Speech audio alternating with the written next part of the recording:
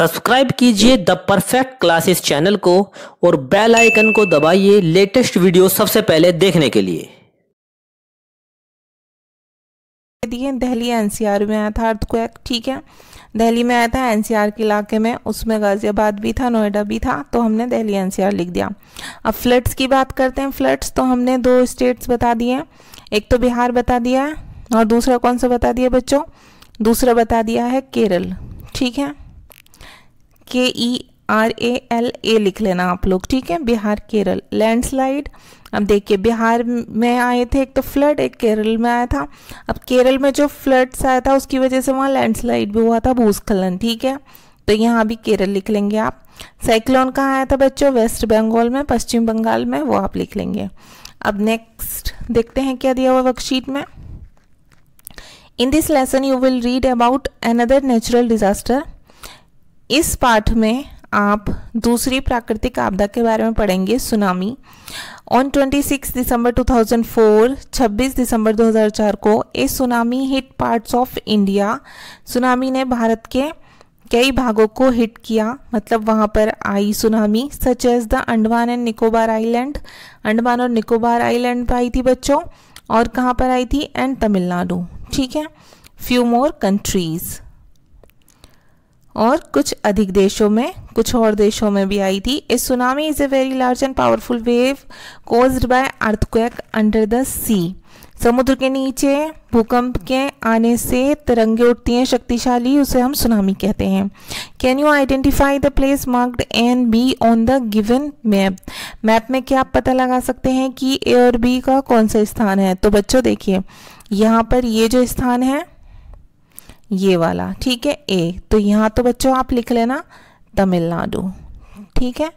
ये यहाँ पर आ नहीं रहा है, यहाँ पर लिखना है आपको तमिलनाडु, तो मैंने यहाँ लिख दिया है तमिलनाडु, लिख लेंगे।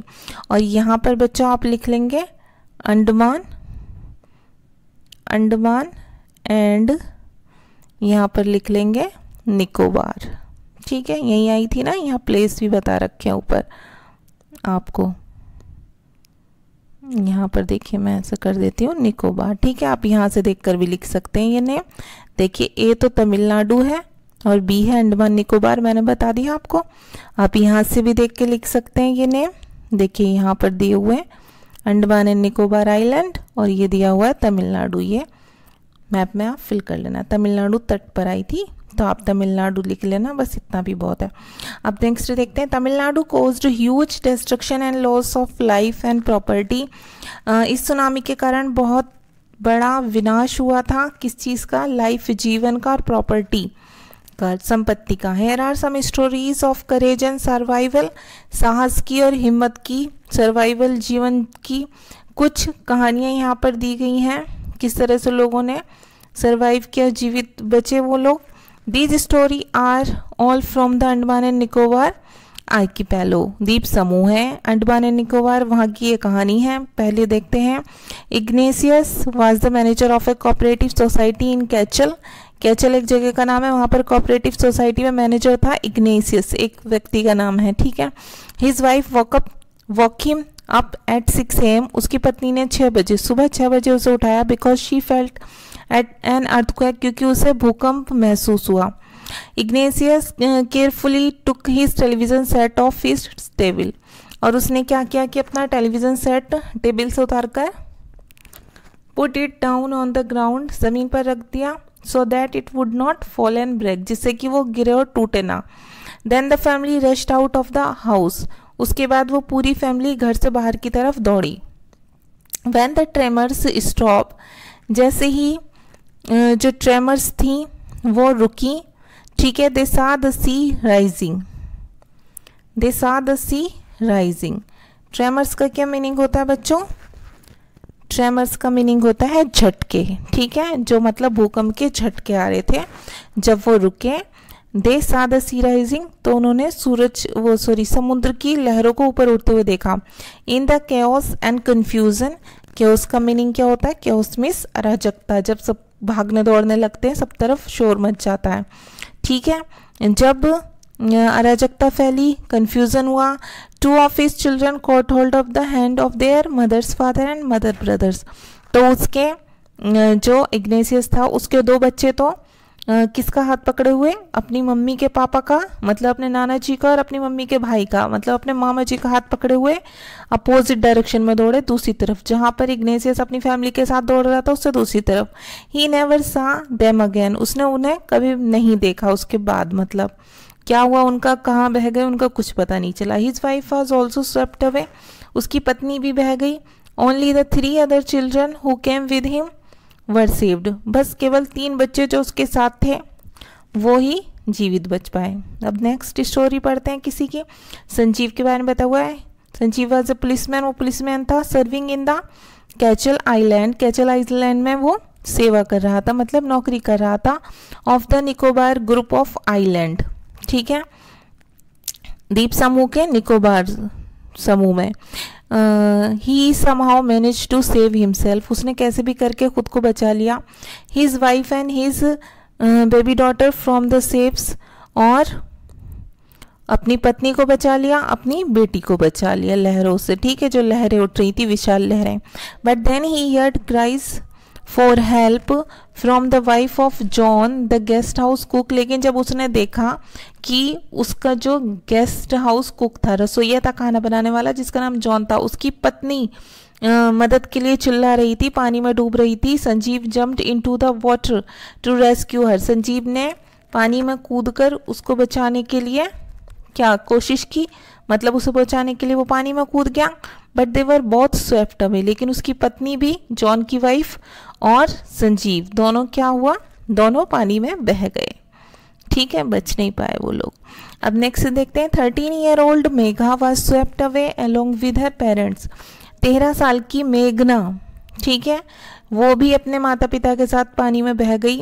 और 77 अदर पीपल, और 77 दूसरे लोग भी बह गए उसके साथ। She spend 2 days floating in the sea, उन्होंने क्या किया, समुद्र में 2 दिन उन्होंने तैरते हुए गुजारे। Holding on to a wooden door, एक लकड़ी का दरवाजा था जिसके ऊपर वो लटके हुए थे। 11 टाइम्स, किसकी बात हो रही है, मेघना की। 11 टाइम्स शी सा रिलीफ हेलीकॉप्टर्स ओवरहेड, उसने अपने सिर के ऊपर 11 बार हेलीकॉप्टर को उड़ते हुए देखा। बट दे डिडंट सी हर, लेकिन हेलीकॉप्टर ने उसे नहीं देखा। She was brought to the shore by a wave, और समुद्री तरंगों के द्वारा वो किनारे तक आ गई। And was found walking on the sea shore in A days, और जब वो बच्चों स्तब्ध रह गई जब उसने अपने आप को नदी के किनारे पर देखा, ठीक है। अब देखिए आगे देख लेते हैं क्या करना है। Now complete the sentence with the help of the passage above. ऊपर से ही देख के बच्चों हमने ये लिखे हैं, मेघा स्पेंड 2 days, मेघा ने कैसे बिताए थे, 2 days फ्लोटिंग, तैरते हुए इन द सी, फ्लोटिंग आएगा इसमें। नेक्स्ट आएगा शी सा overhead but they didn't see her, relief helicopters, उसने रिलीफ हेलीकॉप्टर्स देखे थे अपने सिर के ऊपर लेकिन उसने उसे नहीं देखा था। सेकंड में आएगा Sanjeev lost his wife but saved his, उसने अपनी तो जिंदगी खो दी संजीव ने, बट किसको बचा लिया, हिज वाइफ को एंड हिज बेबी डॉटर, अपनी बेटी को, किससे, फ्रॉम द वेव्स, तरंगों से जो सुनामी में उठ रही थी। थर्ड देखेंगे Ignatius could only save his dash children who came with him, कितने बच्चों को बचा पाया था इग्नेशियस, अपने 3 चिल्ड्रन, 3 बच्चों को ही बचा पाया था। उसकी पत्नी भी बह गई थी, उसके 2 बच्चे भी बह गए थे जो उसकी नानी और नाना और मामा के साथ थे, ठीक है। अब डी देखेंगे, in your opinion which words in the list below describe Sanjeev. अब देखिए संजीव जो था खुद तो बच गया, अपनी बेटी को बचा लिया, अपनी वाइफ को, लेकिन जब कुक जो था रसोईया उसकी पत्नी ने चिल्लाई थी वो अपनी जान बचाने के लिए, तो वो उसे बचाने के लिए कूद गया। तो बच्चों हमें डिक्शनरी में से इनके मीनिंग फाइंड आउट करने हैं, फिर क्या करना है, use word from the list to complete the sentence below, और हमें ये कंप्लीट करना है कि उसके नाम के आगे कौन सा वर्ड ठीक रहेगा। I think that he was brave, Sanjeev की बात हो रही है, हाँ वो बहादुर था तभी तो जान बचाने के लिए कूदा था, और क्या था, हीरोइक था वो, ठीक है। एंड क्या था, सेल्फलेस, मतलब स्वार्थ रहित, अगर उसे अपनी जान की परवाह होती तो वो नहीं कूदता, लेकिन उसने अच्छा काम किया, उसने दूसरे की जान बचाने की कोशिश की, भले ही उसके लिए उसे अपनी जान गंवानी पड़ी। तो फिर इसमें हम लिख देंगे हीरोइक एंड सेल्फलेस, बाकी इसमें कोई नहीं आएगा।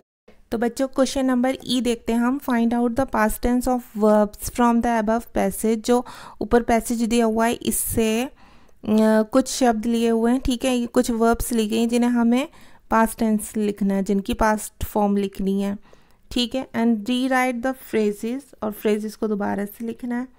N example has been done for you, जैसे यहाँ पर देखिए, यहाँ पर फील है, ठीक है, फॉर्म ऑफ वर्ब है, तो इसका पास्ट फॉर्म लिखनी है हमें, इसकी पास्ट टेंस ऑफ वर्ब लिखनी है। फेल्ट लिख दिया तो फेल्ट चेंज हुआ है, बाकी द अर्थक्वैक सेम रहेगा, तो फेल्ट द अर्थक्वैक। तो यहाँ पर बच्चों हियर की क्या हो जाएगा, हियर्ड, तो इसके बाद आप लिख देंगे हियर्ड क्राइज फॉर हेल्प, यहाँ पर आप लिखेंगे क्राइज फॉर हेल्प, ठीक है। ऐसे करके पूरा सेंटेंस लिखना है। ऐसे ही यहाँ पर सी की लिख दिया हमने, सॉ, इतनी जगह नहीं थी, फिर आप लिख देंगे the sea rising, saw the sea rising. ऐसे ही जम्प्ड की past tense of the verb हमने लिख दी जम्प्ड, JUMPED जम्प्ड, फिर हम लिख देंगे इसके आगे जम्प्ड इनटू द वाटर, ठीक है, जो यहाँ पर है वही लिखेंगे।